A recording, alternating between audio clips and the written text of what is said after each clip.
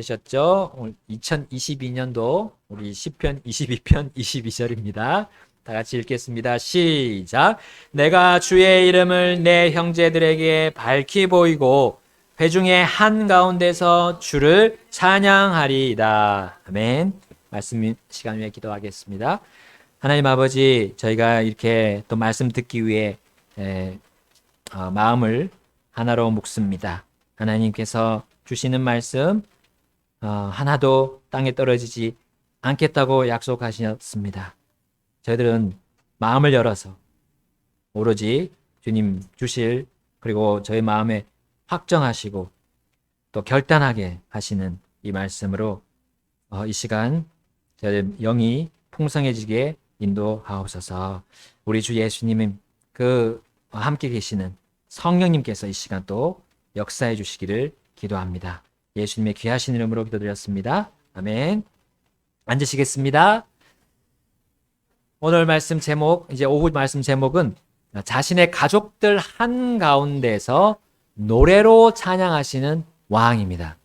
자신의 가족들 한가운데서 노래로 찬양하시는 왕. 자, 우리 노래가 이 일상, 우리 인생에 주는 영향력이 얼마나 큽니까? 사람들은 이제 수고하고 땀을 흘리고 그 중에 이제 노래를 합니다. 특별히 우리 농사를 짓는 농부들을 보게 되면 일명 노동요라 그러죠. 노동요. 예. 뭐 우리나라뿐만 아니라 이제 동서고금을 막론하고 이 농부들 사이에 불려지는 그런 노래들이 있습니다. 예. 사람은 왜 일을 하다가 노래를 할까요? 부를까요? 그 일이 몸을 혹사할 정도로 힘들기 때문입니다. 매우 고되기 때문이에요.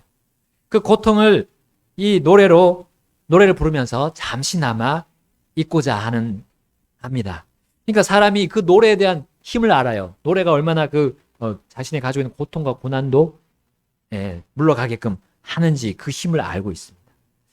자, 이렇게 사람들은 일뿐만 아니라 인생의 심각한 그런 고난이나 고통이 올 때도 이게 내뱉는 시름, 뭐 한탄, 이런 억누름, 이런 걸 가지고 그 곡에 가사를 붙입니다. 그래서 노래를 짓곤 하지요. 그리고 정말 신기하게도 그런 노래를 부르고 나면 그 고난과 고통이 정말 잊어지는, 또 물러가는 걸 사람들은 경험합니다. 자, 그렇다면 그럼 고난받는 우리 인생 속에서 우리 주님께 찬양하는 그 노래는 얼마나 우리의 고통, 고난을 더욱더 극복하게 할까요?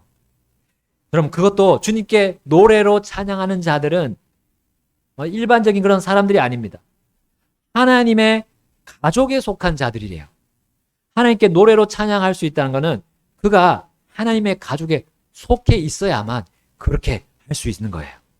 우리 본문 22절에 오늘 아까 읽은 것처럼 그 노래자들은 주님께서 뭐라고 불러주십니까? 다윗의 입술을 통해서 이렇게 얘기했어요. 내 형제들이다 했어요. 내 형제들. 그리고 우리 30절과 31절에 이렇게 말씀하십니다. 우리 함께 읽어볼까요? 시편 22편 30절 시작. 한 씨가 그분을 섬기리니 주께서 그것을 한 세대로 여기시리라. 그들이 와서 앞으로 태어날 한 백성에게 그분의 의를 밝히 드러내되 그분께서 이것을 행하셨음을 드러내리로다.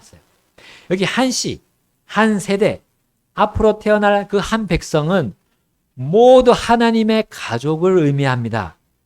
우리 이 땅의 가족들, 혈통을 말하지 않아요. 혈통은 영원하지 않습니다. 여러분 추석 명절에 우리 만날 우리 혈통 가족들, 이 땅에서만 한정되어 있어요. 그러므로 믿지 않는 우리 가족들이 그 명절을 이렇게 부르는 그런 세상의 시름과 애환, 그걸 담은 가요들, 이런 거가 이렇게 불러질 수가 있습니다.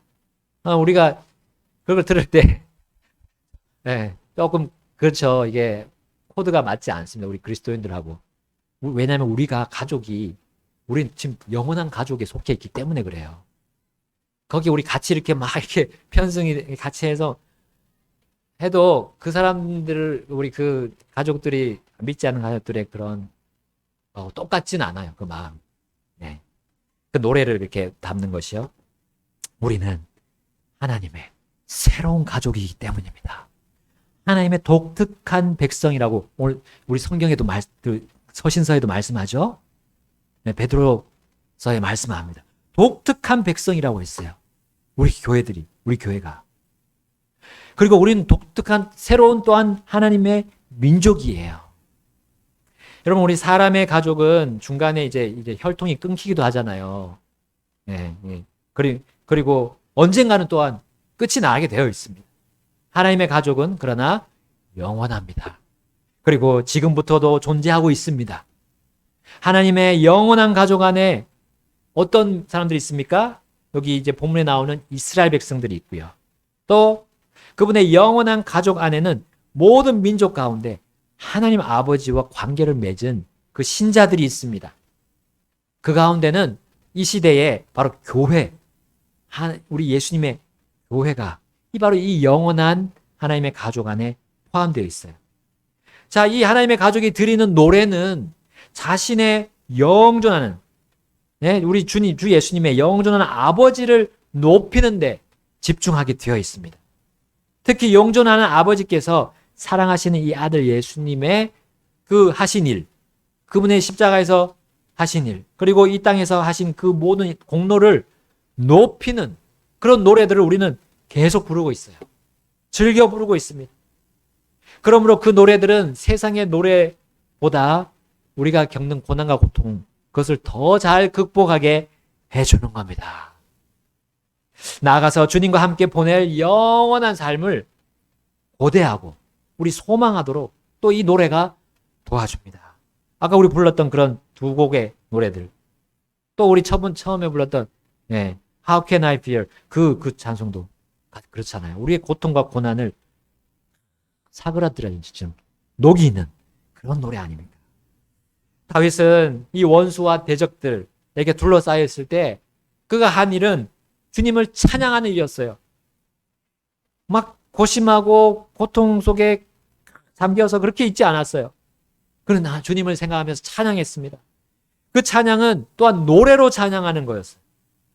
자, 우리 오늘 본문 22장 22절, 22편 22절이 또 어디에서 한 번 더 나옵니다. 우리서 2장 12절 읽겠습니다. 시작. 이르시되 내가 주의 이름을 내 형제들에게 밝히 보이고 교회의 한가운데서 노래로 주를 찬양하리다 하시며. 틀린 게 두 가지가 있네요. 여기 회중이 교회로 바뀌었고 또 그 속에 첨가된 것이 그냥 찬양하는 것이 아니라 노래로 주를 찬양. 우리 22편 22절에는 그냥 주를 찬양한다 돼 있고 여기는 노래로입니다. 자, 우리 새롭게 영원한 가족에 속하게 된 이 교회가 주님께 노래로 찬양하는 것을 즐겨해야 하는 이유 중에 하나가 바로 이 구절이에요. 시편과 함께 같이 있는 이 구절. 우리가 기쁠 때도 있지만 또 슬플 때도 있어요.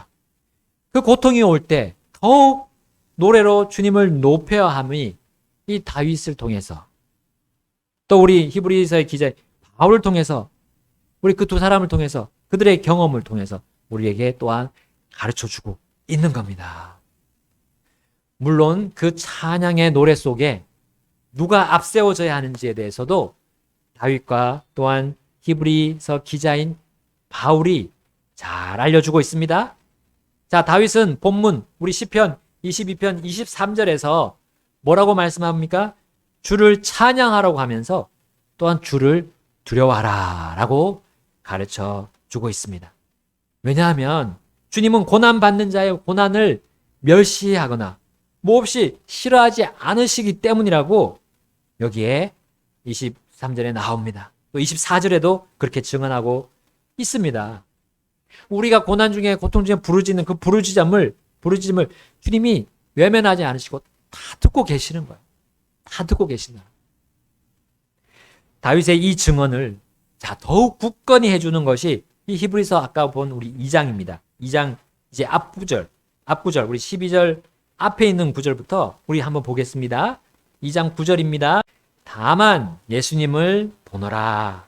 그분께서 죽음의 고난을 당하시려고 천사들보다 조금 낮게 되셨다가 영광과 존귀로 관을 쓰신 것은 하나님의 은혜로 말미암아 모든 사람을 위하여 죽음을 맛보려 하심이라. 자신을 위해 모든 것을 존재하게 하시며 또 자신으로 말미암아 모든 것을 존재하게 하시는 그분께서 많은 아들들을 영광으로 데려가시는 일에서 그들의 구원의 대장을 고난들을 통해 완전하게 하심이 합당하도다. 함께 11절 읽겠습니다. 거룩히 구별하시는 분과 거룩히 구별된 자들이 다 하나에서 났으니 이러한 까닭에 그분께서 그들을 형제라 부르기를 부끄러워하지 아니하시고. 아멘. 여기까지. 그러면 하나님의 아들이신 예수님은 자신과 같이 하나님의 아들들이 된 우리들을 뭐라고 불러주신다고요? 형제라 불러주시는데, 그렇게 불러주신 것을 부끄러워하지 않으신다 했어요. 그 이유는 뭡니까? 바로 거룩히 구별하시는 분, 하나님 아버지에게서 낳기 때문이야. 똑같이 낳기 때문에 그래요. 네. 그러니까 이것은 뭡니까? 하나님의 가족이 되었다는 거죠. 우리 예수님과 우리 믿는 자들이 하나님의 가족으로 하나가 된 겁니다. 끊을 수 없는 그 혈통이 된 거예요. 새로운 혈통이 된 거예요. 예수님은 하나님의 가족이 된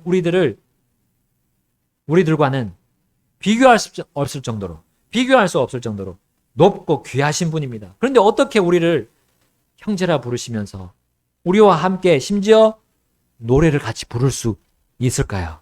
같은 위치에서. 그분은 특별히 사람들처럼 고난과 고통을 당하셨기 때문입니다. 우리 아까 히브리서 그 앞에 나오죠? 다윗이 당한 고난과 고통의 그 중심에 사실은 예수 그리스도 하나님의 아들이 계셨기 때문입니다. 그래야 하나님의 아들이 다윗처럼 사람의 아들로서 천하게 되신 거예요. 미천하게 되신 겁니다. 그러므로 주 하나님은 다윗의 고난을 결코 멸시하지 않으신 거예요. 몹시 싫어하지 않으셨던 겁니다. 그리고 주님은 그러한 자신을 단지 다윗의 시로만 보여주지 않으셨어요. 문자로만 보여주지 않으셨어요. 사람들의 그런 메시지, 글자로만 자신을 제시하지 않으셨어요. 어떻게 하셨습니까? 직접 그 고난을 당하셨습니다. 가장 높은 왕이시며 주님이신 그분이 모든 하늘의 지위를 다 내려놓고 비천한 사람이 되어서 사람의 아들이 되셨어요. 영광이 하늘에서 죄의 저주로 가득한 이 땅으로 내려오셨던 겁니다. 그리고 다윗과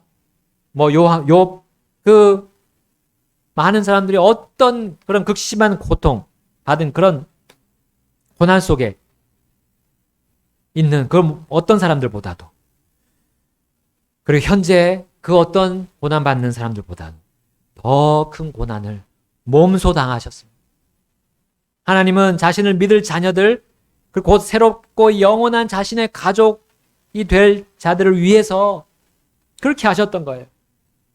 그리고 자녀들이 부르는 노래, 자신을 제목과 그 노래의 제목과 그 노래의 가사로 삼아서 불러서 그들이 있을 고난과 고통을 극복할 수 있도록 그렇게 하셨던 겁니다.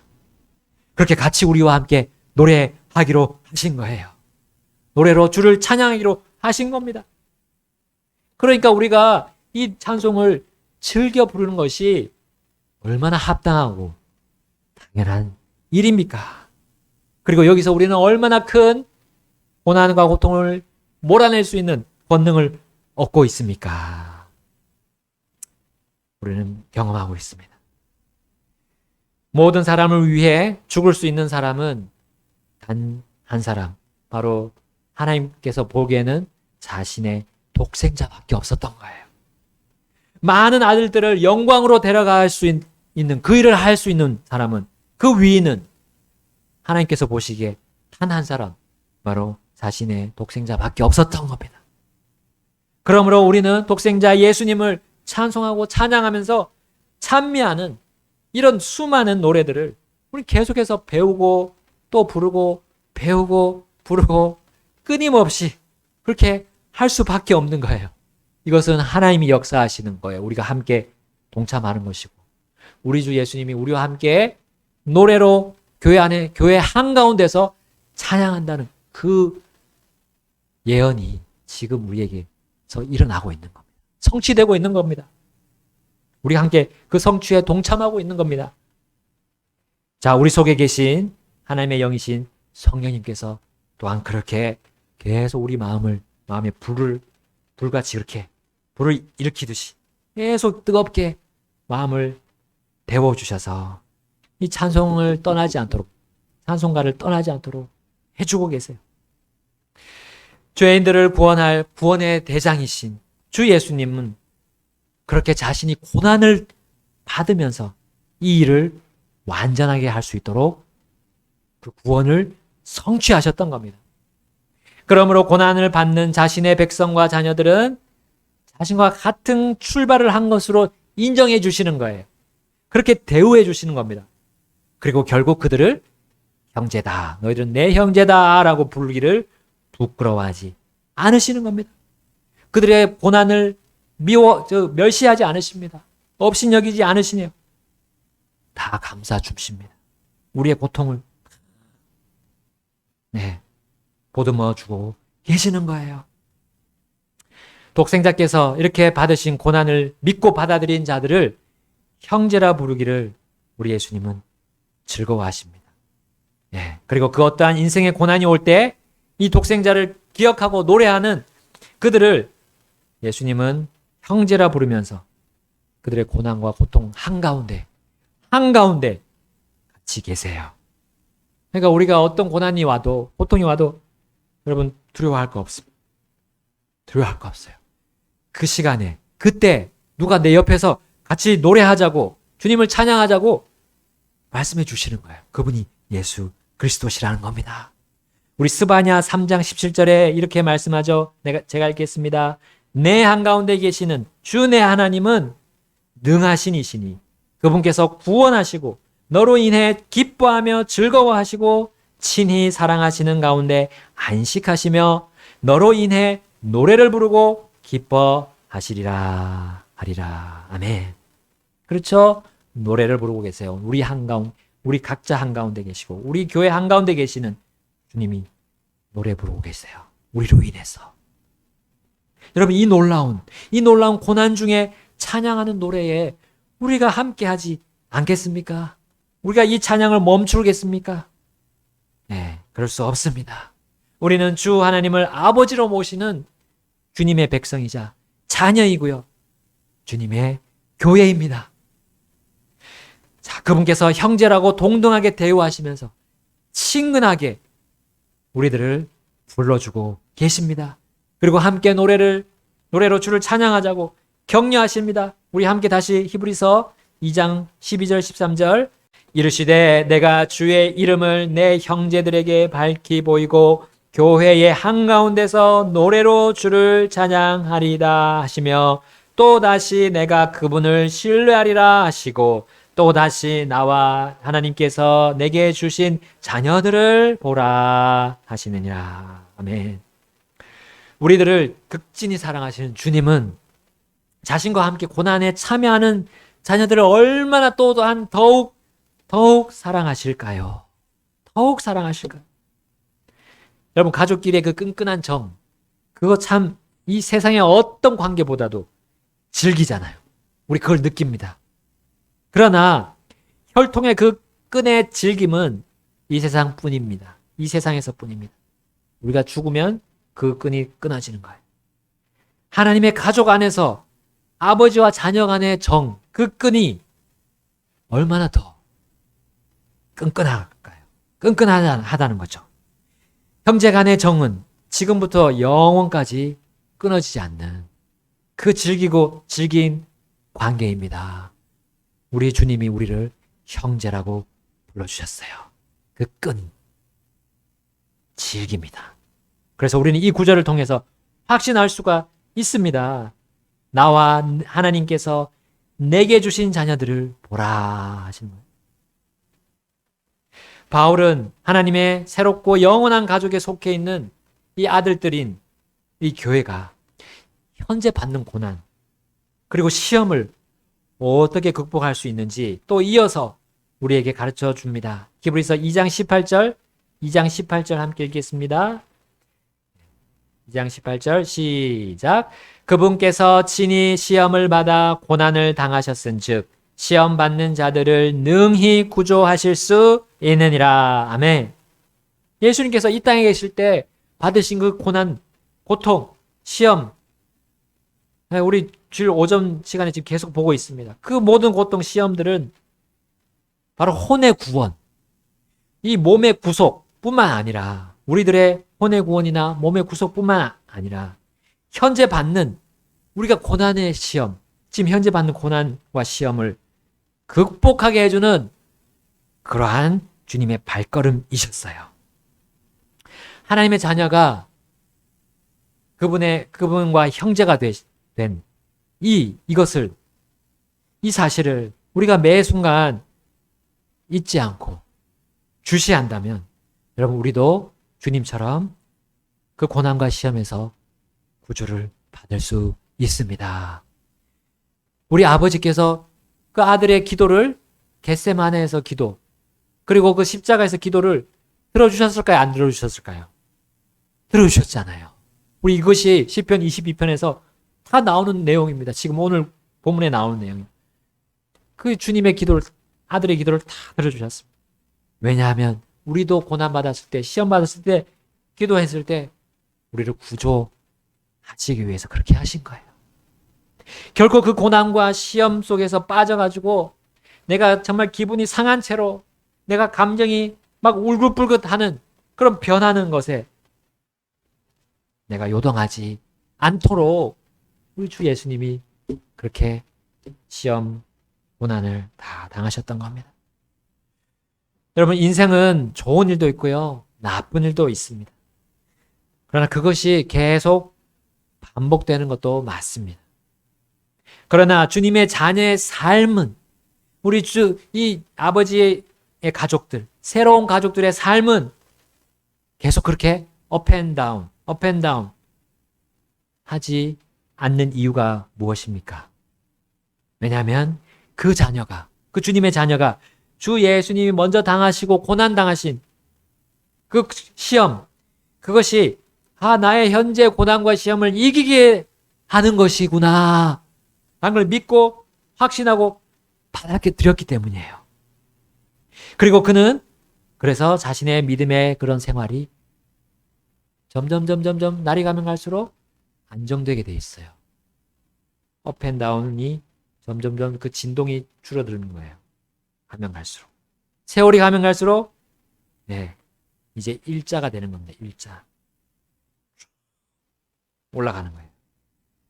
주님과 관계가 더 가까워지고 요동이 심해지지 않게 됩니다. 어제보다 오늘 그리고 오늘보다 내일 점점 더 그 사람은 신실하게 되는 거예요. 다윗은 오늘 시와 노래로 증언하며 선포했습니다. 시편 22편 26절 말씀 보겠습니다. 22편 26절 거기서 이것을 말씀해 주고 있어요. 시편 22편 26절로 돌아갑니다.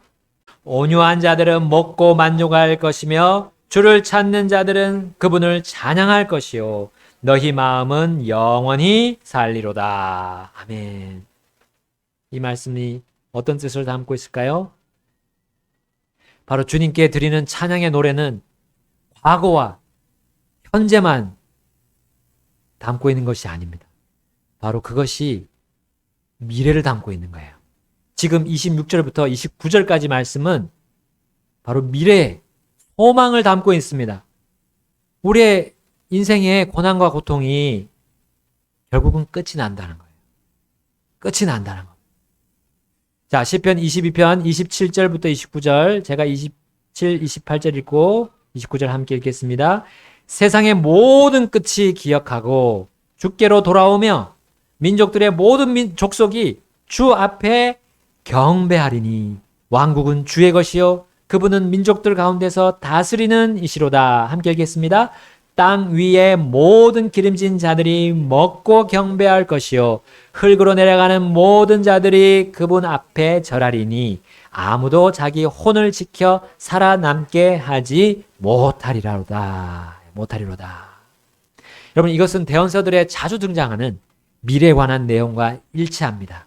바로 메시아이신 주 예수 그리스도께서 이 땅을 직접 통치하시는 그 장면을 담고 있어요.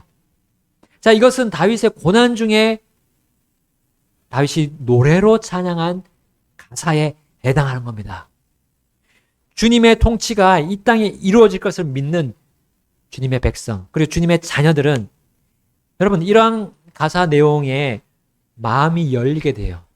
마음에 또한 그래서 격려와 힘과 위로를 받을 수밖에 없습니다. 왜냐하면 지금 이 현재 고난이 언젠가는 끝날 것을 이 가사들이 담고 있기 때문입니다. 극심한 시험의 고난들은 그때가 오면 완전히 사라질 것을 그 노래의 가사가 담고 있기 때문이에요. 주님과 주님의 자녀들의 원수와 대적이었던 그 민족들, 이 이교도들, 그때가 오면요, 주님 앞에 어떻게 된다고요? 모두 무릎 꿇고 경배하게 됩니다. 여러분, 이것을 믿는 자들은, 믿는 주님의 자녀들은 이 땅에서 받는 그들로 인한 고난과 고통을 가운데 업앤다운 하지 않습니다. 주님께 나아가서 간구 드릴 뿐입니다. 간구 드려야죠. 그래야 고통이 떠납니다. 그것을 해주는 이 귀한 찬송가들이 너무나 많이 여기에 실려 있습니다. 우리가 성경을 묵상하고 읽지만 또 한 가지 할 것은 우리가 찬송하는 것. 찬송. 그리고 이제 천년왕국 직전에 어떻게 하십니까? 양과 염소를 하나님은 분리하실 거예요. 자신의 자녀와 그렇지 않은 마귀의 자녀들을 갈라내실 겁니다. 그것이 우리 이사야서 65장 13절부터 16절에서 볼 수 있습니다. 그리고 주 예수님께서는 자신이 다스리시는 통치하시는 천년왕국에 들어온 민족들은 더 이상 지금처럼 그분의 교회를 모욕하지 않도록, 그분의 자신의 그 자녀들을, 하나님의 가족의 자녀들을 유혹하거나 모욕하지 못하게 철장으로 다스리실 것이에요. 여러분, 그때는 그 어떤 민족도 주님 앞에 나와서 무릎 꿇고 경배드려야 합니다. 여러분, 오늘 오전에 보았던 그 주의 명절 가운데 장막절, 이 장막절은 천년왕국 때도 계속될 거예요. 그 장막절 스가랴서 14장 16절에서 19절에 나오는데 그 장막절 기간에 모든 민족들이 그 예루살렘으로 올라와서 너희가 경배하라 라고 하나님이 명령을 내리셨어요. 만약에 어떤 민족이 장막절에 올라오지 않으면, 경배하러 올라오지 않으면 어떻게 된다? 거기 스가랴서에 나와요. 비를 내리지 않으시겠다 하셨어요. 비가 안 오면 어떻게 됩니까? 그들 먹을 게 없습니다. 먹을 게 나지 않아요. 그렇게 하나님이 즉각적으로 그때는 예수님께서 재앙을 내리실 겁니다.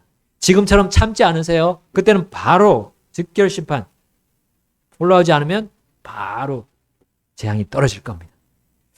여러분, 그러므로 주님의 고난에 참여하는 우리들은 원수와 대적들 앞에서 그들의 악행을 보고 막 이를 갈 필요 없습니다. 그들을 쳐다보고 막 저주할 필요가 없어요. 그들의 사진을 걸어놓고 막 송곳으로 찍을 필요도 없습니다. 아이, 죽어라, 너 망해라, 그렇게 소리칠 필요가 없어요. 그들은 그렇게 마지막에는 최종 심판을 받게 되어 있습니다. 특별히 아까 26절, 우리 시편 22편 26절에 읽은 것처럼 우리는 어떻게 해야 됩니까? 지금 이 시간에 온유해야 됩니다. 온유해. 거기 온유한 자들은 뭐라고 되어 있습니까? 먹고 만족할 것이다 했어요. 여러분, 우리 온유해야 됩니다. 이 시간에는 그들에게 그렇게 할 필요 없어요. 온유해야 됩니다. 온유하다는 것은 뭡니까? 그 사람들이 우리를 막 공격하고 칠 때 그냥 막 이렇게 찌그러져 있어야 되는 그런 깡통처럼 찌그러져 있어야 돼요? 아닙니다. 그렇게 온유란 말은 하나님 앞에서 하나님을 앞에서 수그리고 수그리고 숙이고 하는 거죠. 숙이고 마치 완전히 나는 하나님 앞에 아무것도 할 수 없습니다. 엎드리는 겁니다. 온유가 그거예요. 사람들 우리 원수 대적들한테 그렇게 하면 안 됩니다. 우리가 지는 거잖아요. 그렇게 하면 불종을 당하면 안 돼요. 하나님 앞에 불종되고 굴복되어야 되죠. 그것이 온유라는 뜻입니다. 그런 사람은 이 시간에 어떠한 이 시대 때 어떤 고난과 고통을 당해도 만족하게 될 것입니다. 여러분 그 말씀 26절 뒤에 보면 주를 찾는 자들이라고 또 나옵니다. 주를 찾는 자들은 그분을 찬양할 것이라 했어요. 온유한 자들은 주님께 굴복하는 자들은 주님 앞에 온화한 자는 주를 찾게 돼 있고 그리고 주님을 찬양할 것입니다. 자신의 입을 막 함부로 그 대적들에게 욕하면서 놀리지 않는 거예요. 그 입술을 가지고 하나님을 노래로 찬양한다는 겁니다. 그들의 악행과 거친 혀에 맞서서 똑같이 말하지 않는다는 거예요. 그들의 악행에 아무 힘을 쓰지 못하고 그렇게 뒹굴어져 있지 않는 겁니다. 오히려 그들의 도발에 격동하지 않고요. 시선을 주님께 향하는 겁니다. 주님께 향하고 주님을 찾고 마음을 가라앉히는 것. 그렇게 하는 것이 온유함입니다. 그렇게 사는 사람이 온유한 자들이에요. 그러한 고난 가운데서도 만족을 유지하는 그 힘이 바로 이 온화함에 있습니다. 온화함의 온유의 그 온유의 대표적인 인물이 모세입니다. 모세를 뭐라고 하나님이 칭찬하셨어요? 온 지면에서 이 모세와 같이 온유한 자가 없다라고 했어요. 여러분 모세는 어떻게 했습니까? 그 이스라엘 백성의 성화에도 불구하고 꿋꿋이 서서 주님께 나아가서 엎드렸잖아요. 그리고 자신의 감정이 격동하도록 그는 허락하지 않았습니다.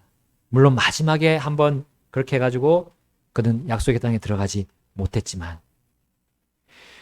왜냐하면 모세가 어떻게 그렇게 할 수 있었습니까? 주님이 원수 갚아주실 때를 그 미래가 올 것을 확신했기 때문이에요. 가장 온유하신 우리 주 예수님께서도 산에서 그 제자들과 사람들에게 어떻게 가르치셨습니까? 마태복음 5장 5절에 온유한 자들은 복이 있나니 그들이 땅을 상속받을 것이기 때문이요. 아멘. 여러분 온유한 자들 예수님께서 물려줄 그 땅이 이 지상의 땅입니까? 지금 현재의 땅입니까? 아닙니다. 예수님께서 다스릴 천년 왕국의 그 땅인 거예요. 여러분 지금의 땅은 상속해주지 않으세요. 왜냐하면 이 땅이 부패되었습니다. 그리고 더욱더 부패되어 가고 있어요. 7년 대환란에 그 수많은 재앙들로 갈아엎어져야 할 그런 형편의 땅으로 지금 완전히 지금 더러워져 가고 있고 주님의 진노를 쌓아 올리고 있습니다. 뭐 이런 땅 우리가 상속받아봤자 뭐가 우리에게 영광이 되겠습니까? 그러나 천년왕국 그리고 또 이어질 새롭게 될 그 새 땅을 상속받을 그것을 우리가 소망하면서 그것을 소망으로 가지고 우리가 노래하자는 거예요. 주를 찬양하자는 겁니다. 여러분 그날이 오면 얼마나 기쁘겠습니까?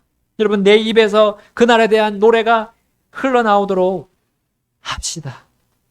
그래서 다시는 내 손으로 원수 갚으려고 하지 말고 주님의 손에 맡기고 온유하게 된 우리 그 다윗의 노래 우리 함께 불러보자는 거예요.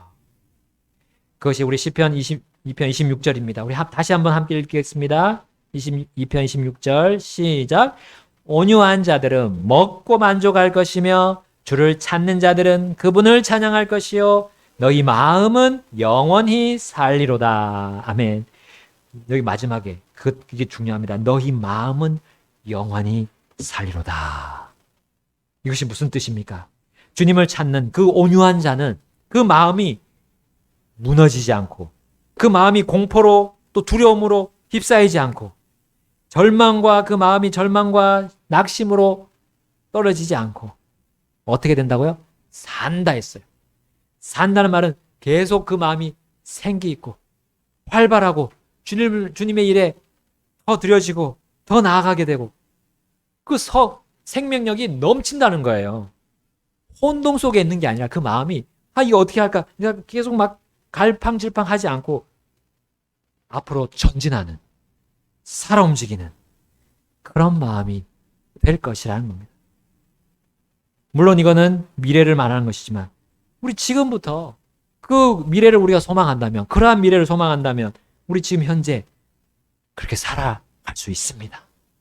오늘 이 다윗의 노래에 우리가 함께 화답하고자 하는 그 마음만 있으면 돼요. 예. 우리의 믿음의 선배들이 고난 중에 불렀던 그 노래에 나도 함께 하겠습니다 라고 하는 그 마음, 그 열망, 그 갈망만 있다면 됩니다. 그러면 우리는 내 옆에서 보게 될 거예요. 느끼게 될 거예요. 바로 주님이 나와 함께 지금 한가운데서 노래하고 계시는 거. 내 옆에서 함께 노래하고 계신다는 거. 주님을 찬양하는 노래를 부르고 있다는 걸 우리는 보게 될 겁니다. 다 같이 함께 기도하시겠습니다. 결단하시죠.